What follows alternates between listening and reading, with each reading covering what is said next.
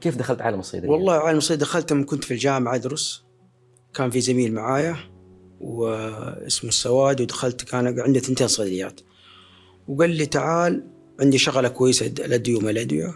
طبعا ما كان عندي علم بالشيء هذا. قلت تمام. قال خلنا ندخل شراكة، وكان نثمن أول مبلغ حوالي 250 في المحلين الفرعين صار كانت كلها. كم كانت النسب بينكم؟ نص 50-50. طبعا دخلت معاه وحطيت المبلغ، ما عندي يعني كتبنا ورقة بس عادية، يعني تعرف طلاب وهذا. خرجت من الجامعة ذيك السنة، طبعا مجال ما أعرفه من الصفر، ما عندي خبرة ولا شيء. نعم. دخلت معهم وصرت أمشي معاهم، يروح وزارة الصحة، أروح الملفات، فتح هذا شركات الأدوية، لأن ما عندي شيء. ففادني أن المشي معهم في الميدان. يعني أنا بالنسبة للشباب هنا، أي واحد عنده بيزنس أو شيء، الميدان مهم في الأعمال هذه التجارية خاصة. لا يقعد من المكاتب يدير الشيء، خاصة اللي يأسس، لأنه تبان عنده أشياء ما كان يعلم بها. ليش؟ الحياة البيئية اللي في إدارة العمل هي نتيجة البيئة اللي أنت تعيش فيها، والكاستمر نفسه الزبون يعني يعتبر.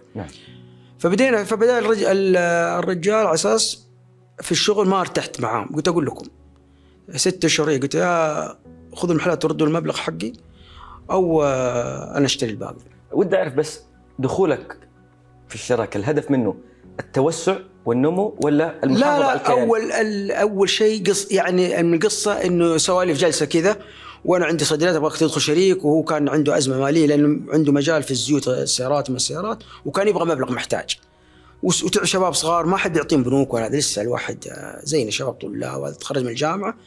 فهذا السبب. يعني ما تقول شغل والله لا بخطط نسوي استراتيجية وكبر الشركة وهذا. هي الأمور تدرج طلعت. جميل. المهم اتفقنا معاه، قال لا أنا أبغى بيع عشان نبغى سيولة. المبلغ أعطيته إياه 500,000، وكان أيامها حتى الفرعين واحد يبيع 500 وواحد 1000 ريال في جدة أحياء، واحد اسمه تهام حي الجامعة، واحدة في العمرية في على خط فرسي في المستوصل. فكانت تتخسر يعني سبحان الله. بس الواحد قلت أقول لك خذ المبلغ على الأقل تروح الفلوس كلها المال. فخلص وصارت باسمي. طب بديت خلاص الحين أنت دحين دخلت في حاجة، صرت في البحر.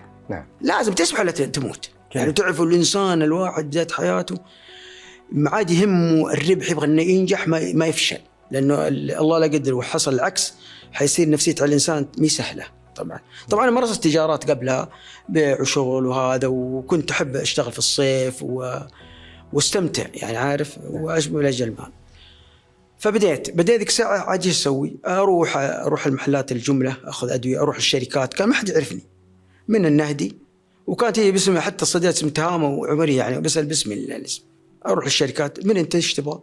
نبغى دواء، ادفع كاش. كنت أدفع بحقي فلوس. ما حتى في بعض الشركات تقعد في الاجتماع تستنى لين ينزل المسؤول يسمح لي أخذ دواء وأمشي.